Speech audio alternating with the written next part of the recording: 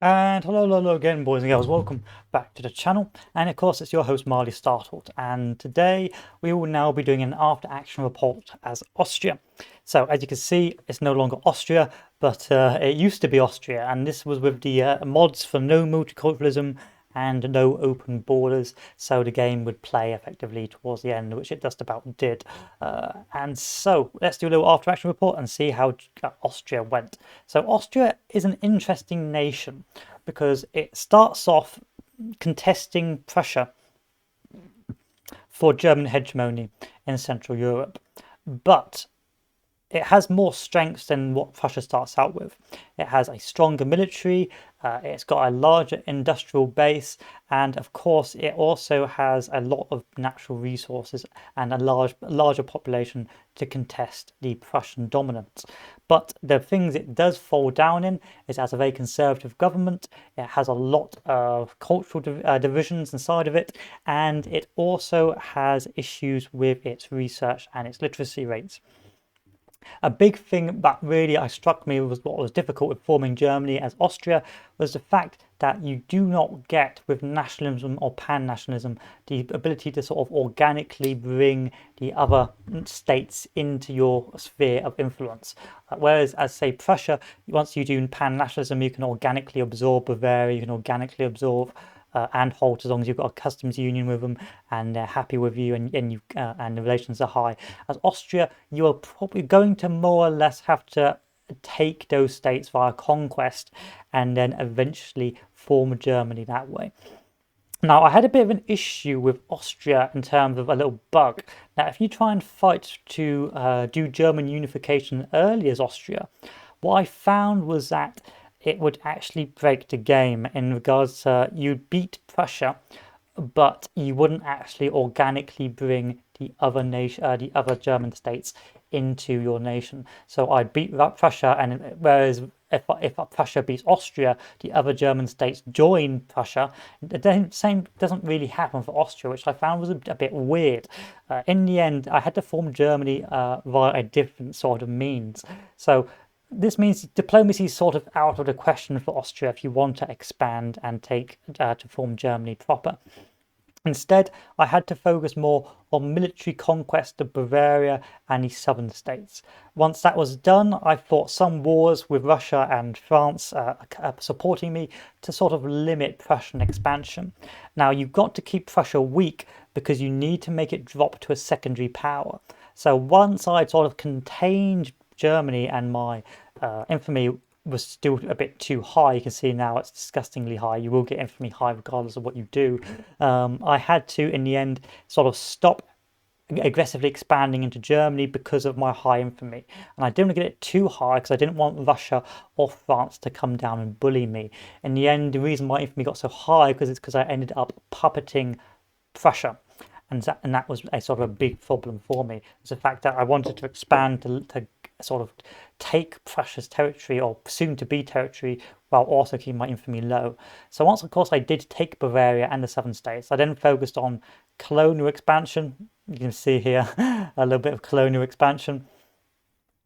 You can see here my go-to cheese route of Borneo, flat gold, a little bit of bullying of the Netherlands. And then, of course, once I had built up industrially, because Austria starts out with a rather healthy amount of silk and coal, meaning that apart from a few bits of rare luxury goods, it can be fairly independent, or it can boom quite effectively early on. Its only real issue is much like Prussia, is it doesn't have access to those luxury goods overseas, whereas the other great powers do. So once I had sort of boomed enough and Prussia had got weak enough to become a secondary power, that's when I moved into Puppet Prussia. So once I'd moved into Puppet Prussia, you don't have to take all of Prussia territory. As long as you make it a dominion or a puppet, it will count in your Form Germany journal as taken territory or taken states, which I believe you need about 18 before you can form Germany. I then, of course, took whatever other minor states I needed with an extremely high infamy at this stage, so I had to beat up the Russians a little bit, and then I formed Germany and formed a great blob organically from that. So it's a bit different. It's stronger. Austria starts out stronger in terms of like military and industry and actual size, but Prussia has the easier, more diplomatic route of absorbing territory, while Austria does not. And so Austria will often, if you want to take Germany or want to actually form Germany as Austria, you will have to fight aggressively and aim to stop Prussia becoming too strong and becoming a secondary power. Prussia must become a secondary power for you to puppet it. Otherwise, you'll be fighting constant wars for little bits of territory, which will be an absolute nightmare and won't get you anywhere. So in the end, I just had to. I just took the southern states, liberated a few bits of Prussian territory, and then of course moved and focused on my industry and moved elsewhere. Eventually, of course, that did lead to the formation of Germany, and then I was like, well, I don't like this little bit of bulge here. So of course I declared war on Russia and took that as well. Once you do form Germany, you are a disgusting blob. Again, you do have a lack of access to resources, luxury resources, but you have the industrial raw resources to become unstoppable in terms of coal, iron, and all that lovely stuff. And so once Germany is formed, you are extremely gross, and you can immediately boom. The game is balanced around sort of once you do form Germany being contained, but because I wasn't contained in the rest of the world, I was left fairly in one piece. So again, you can see my expansion for rubber, and of course for some luxury goods over here, for oil over in German Venezuela, and Egypt as well for a little bit of opium. The same here with Persia and Baluchistan and so on and so forth. So Germany's mid to late, well, Austria's mid to late game is well, mid to late, well, mid game is beating up Prussia enough that it becomes a secondary power, and then allowing you to eat it. And then, of course, its late game is just trying to blob with a massively high infamy. Regardless of what you do, the most optimum route is puppeting Prussia. But the infamy will always be so high, you always will be the bad guy if you decide to form Gross Germania. And unfortunately, that meant now I can't do any sort of dealings with anyone else. So if you were to form Germany the way I did, you will need to have to access other foreign. You will have to have places in the sun. If you don't have places in the sun, you're doomed. But that didn't stop me, because at this stage the game was more or less won, and of course France had collapsed, and so I beat up the Netherlands because I just wanted the Netherlands. I think I did leave Belgium alone because it was a British puppet. I don't think I have a navy at all. If I take a look at my navy, I've got 12 ships. I got 12 ships. So again, I'm not a naval power. So if I was to be clapped by the British, they could do so without any hesitation. So there you go. But it's an interesting nation as Austria, because of course if you don't have to form Germany, but doing so is the challenge as Austria. Same with its sort of multi-ethnic demographics, meaning that it's quite difficult to sort of balance the books and prevent revolts. And so a lot of my early industry was again focused around basic goods. I think the most optimum route early on is to literally turn all luxury goods off and switch all production to basic goods, because Austria-Hungary is a massive deficit on things like clothing and furniture, which if you leave alone for too long will eventually death spiral into revolts and revolution. And so if you want a stable Austria, you do focus on the basic consumer goods just to fill the void, and then you do the luxury goods later on. You see here that I still need a lot of luxury goods because, of course, of all the embargoes. But this is less likely to cause a civil war having a deficit of these than having a deficit of these. You need to make sure your basic consumables or your staple goods are in surplus. And so that is what a lot of the early game is in Austria, is meeting the early goods demands to prevent that sort of unrest within your nation. So, of course, once I'd formed Germany, you're pretty much unstoppable in terms of militech and so on and so forth. 9,438. 5,400. France is dead, don't worry about it. So I could, if I wanted, just gross all the way into Russia. I could gross all the way into China. I don't know what happened here, but I'll leave that alone. And of course, gross into the rest of the world. I was a bit irritated with Alsace-Lorraine because I fought to live. So Alsace-Lorraine is an irritating one, because I don't have Alsace-Lorraine. So what happened is France had a South German uprising, which I supported. This then, of course, led to a war of France that broke France's back and led to its situation it has now. But then, of course, the South German uprising became independent. Now, I was thinking that this would then join me organically, and instead it hasn't. And I don't think there's any way for me to eat it. And I very much would like to eat it. I don't know why it won't let me eat it, but alas, it won't let me. So it is what it is. And so, unfortunately, Alsace-Lorraine is out of my realm of influence, but hey ho, it's a buffer state anyway, so it's not the end of the world. And of course, once you do get to stage, you can just do whatever you like. The game is more or less your oyster. But Germany is pretty much the late game boss. If you can form Germany as Austria as your late game target, you've more or less won the game, and you will begin to boom radically higher and higher as your basic resources effectively feed the world, and you can become a very strong military power, and so on and so forth. It's a fun nation to play, and as you can see here, my construction is currently at level 3, and development-wise, it is, well, you see for yourself, it's disgusting. Turmoil is massive to be expected with a growing turmoil, mostly caused by standard of living, but I can fix that whenever I want with pension subsidies and so on and so forth, if I just so choose, and policing. So, what are the big problems with sort of the nation? It was basic staple goods leading to unrest. Once I got that fixed, everything was more or less sorted, and then really legislation is more or less common sense. Get better taxation, Russian colonialization, and try and increase education. If you do all of those things, you really can't go wrong as Austria. Austria is a very powerful nation, which is only limited by access to foreign goods. And coupled with taking Germany, you really do become unstoppable. The only real caveats to this is the risk of Russia joining against you or the risk of France joining against you. But that often or not, but luckily for me, this game, Russia and France spent most of the game clapping Prussia. And it wasn't until I made the play to puppet Prussia that Russia joined in and lost horribly.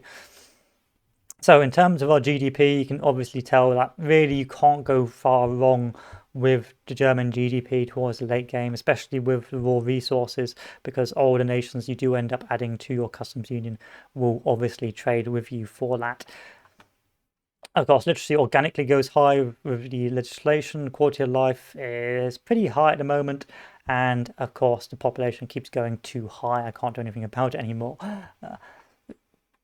So right now we've got a 10k deficit. If we were to increase our taxation, this at the lowest taxation, we'd have 2.17 million in terms of profits.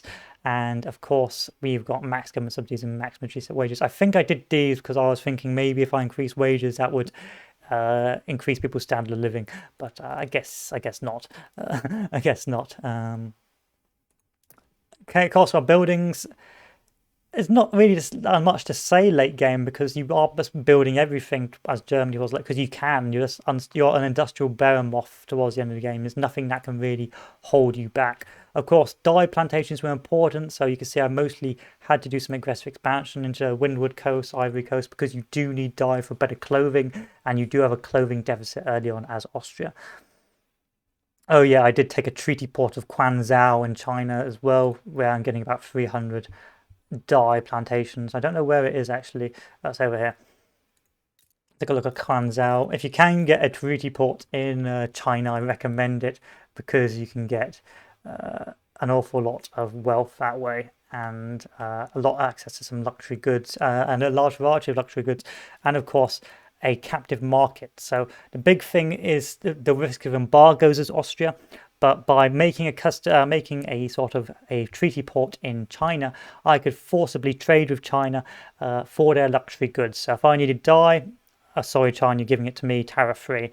If I needed wool, sorry China, if I needed food. And so it was important that I did get that sort of treaty port in China, because by doing so I was able to offset a lot of my issues with the basic staple goods early on as Austria, or the luxury goods, or the rare resources I need to increase my building levels. Oh yeah, so we're on tanks now. I mean, like I went to Venezuela purposely to get oil, so that's also what I ended up doing. So in terms of our most profitable sort of location is, of course, West Slovakia is also our most expensive in terms of expenses from government administration, but I don't care too much because everywhere else tends to be making a profit. And of course, we could go into a debt of 323 million if we so chose, but yeah, it ain't too shabby. Of course, our trade routes. Again, massive surplus on all these luxury goods. I was trying to get more surplus on staple goods, but it's a constant balance between coal, staple goods, and of course population and things that affect. So you're going to see a mixed bag here, really, because especially because of all the embargoes, and our luxury goods are pants because I simply haven't got around to building that up. I think I turned this all onto auto build in the end because I was bored, and I just went away. So this is probably why it's looking as bad as it is. And one big thing Austria doesn't have a lot of it is it hasn't researched ammunition plants at the start of the game, so you can't build your own ammunition. So it's probably something you may want to do if you are going for early war, because all that needs to happen is for you to be embargoed, and then the world ends and you die. But you can see also a lot of my stuff is being traded out. See, a lot of people are buying my goods. I've become sort of the producer a lot of these things. So it doesn't tell you the whole tale of goods over here because a lot of this stuff is being traded out without my consent. So you know, it is what it is. I think I did change all these to import protection, but yeah, it's the nature of the beast playing with a free trade or mercantilist nation. But again, our sugar and that, again, people are buying it hand over fist. And of course, our coal deficit is again because people keep on buying our coal, which is a bit of a nightmare. I did have them bought some tools, so I think that's why I'm building a lot of tools now. But you can see here we are. You do become pretty unstoppable, and the market of Europe towards the end of the game, especially if France falls, because there's no one else really to get those resources from. And of course, if no one else get those resources from, they have to come straight to you, and now you're just really just like a big blob of unstoppable weaponry. Cultures, of course, if you take a look at our cultures, let's go to our pop tab, it's easy that way. Can we go to our culture tab? So we have the upper strata, 18% living standards. Why is that? Because of luxury furniture, because of the way I did things. But the odds, most of the time, the upper strata ain't going to revolt. Like they're on 35% affluent. Like they can go without luxury goods, but it's the lower strata and the middle strata you have to be careful with. So these guys are getting rinsed in terms of luxury furniture and stuff like that, but they're doing okay with basic services. And again, because of the embargoes on that, we're going to have some deficits because no one's going to be meeting our demands or meeting our sort of our consumer needs. But yeah, these aren't particularly impressive, really. But bearing in mind, the entire world has pretty much embargoed us. It's probably a good indicator that we're not doing too badly. Yeah, Moldova, Russia, Samba, Scandinavia, United Kingdom. The only one that hasn't embargoed us is the UK, because I think we were at peace with the UK. So that's the only reason why we haven't been embargoed. Once you do get to this sort of infamy stage, you'll be fighting constant wars every now and again, but it is the nature of the beast. And of course, our tech was, of course, Russian munitions plants, then into industry. Oh, Rush colonization, always Rush colonization. So Rush towards quinine, Rush down here, and then military tech just to keep slapping. Well, I think what I actually did is I rushed colonial affairs, rushed quinine, and then I did a lot of military tech. I think I kept the basic industry because I needed high military tech to beat the Germans. So, or beat the Prussians. So I spent a large amount of research, just always trying to be ahead technologically in terms of military, because you'll be fighting a lot of wars in this sort of playthrough if you want to form Germany. And so military tech was more important than actually building my industry until the late game. And of course, our population. We can start seeing our pop fragmentations as we begin to expand across the world. becoming a bit excessive. And now if we pick, say, if we pick Austria, go to our population of 8 million, see our demographics are South German, North German, North German, South German. And then if we take a look at our more far-flung provinces, so we go over to, say, Guangzhou,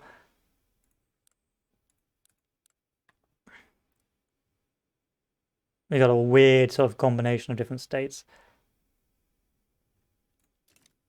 And of course, I don't think we're going to have a lot of high immigration here, but we'll take a look anyway. Oh no, we are getting immigration, I think because the rest of the world is so bad.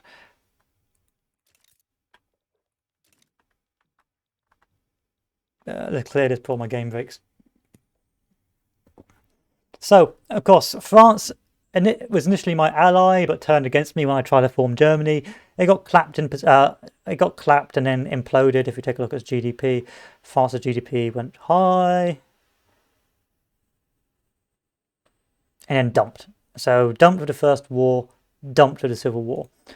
Great Britain had a few wars with me, but I don't think it was anything too bad.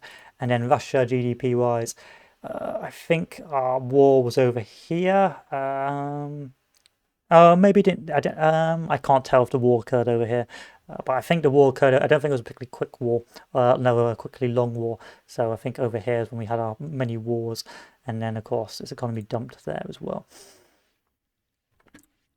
And if we look at some of our puppets, such as the Netherlands, you can see the war, it dumped, and then it spiked because it had all those luxury goods it could give me. And Prussia dumped from the war, then recovered once it joined the customs union. And of course, Egypt. I don't think there was a war here. I think it just gave up, and so you can see it's bolstering economy from that. But it's Austria, I found, was a pretty fun nation to play. I think there's a little bit of the focus trees to reform Germany's Austria is buggy right now. Unification wars don't really work. Because what happened is I puppeted Germany and then did a unification war. I ended up having a unification war with Baden. And even when I did do my unification war, none of the smaller states did not join me. And so instead, you've got to form Germany. That's when I think all the smaller states join you. And so Austria is a fun nation because you start off stronger in some regards to Prussia, but weaker in terms of some of the decisions you have. And a lot of the game is focused on preventing that turbulence to your standard of living caused by your lack of staple goods and your lack of multiculturalism. And then, of course, fighting many wars to eventually contain, weaken, and then eventually absorb Prussia to form Germany. At which point it just becomes a game of holding on, which isn't too difficult against the eye, I'll be brutally honest with you. The many different cutting down to sizes that occur when you do so. I think Austria, I think they need to do some changes to the unification war mechanic for Austria. I don't think it's very fair for Austria. You have to do a lot more work to form Germany than Prussia does. You think if you did a unification war, you would absorb all the states apart from Prussia, like what Prussia gets, but without absorbing Austria. But hey ho, it is what it is. I would give it a pretty fun nation. Nothing really out of the ordinary. It doesn't really bring anything new to the table. It's pretty much Prussia but different, and it pretty much plays the same way. The only things you have to worry about is the multiculturalism and the basic staple goods, and of course that place in the sun. But once you do have your external markets and you do have your resources, you can explode into a never-ending blob. And of course, if you take a look at our pops, we're second highest, and then standard living, we're behind Bukhara and Jabal Shammar. And GDP, we are miles ahead, and prestige-wise, we are also miles ahead because I believe we have formed the Suez Canal, and I don't think we performed the other canal, but hey, the Panama Canal. It's a fun nation, but it's not worth it. I wouldn't recommend doing it. I mean, it's easy to form Germany in some ways than others as Austria, but if once you've played one German state game as Prussia, it brings nothing new to the table. I mean, I suppose you could play Austria differently and absorb the Ottomans, but if you want to win, then you want to form Germany. And of course, once you do form Germany, you just become gross and unbeatable. Really, no wonder the AI tries to contain you. Anyway, boys and girls, that's all I have for today. I'll see you all later. And adieu.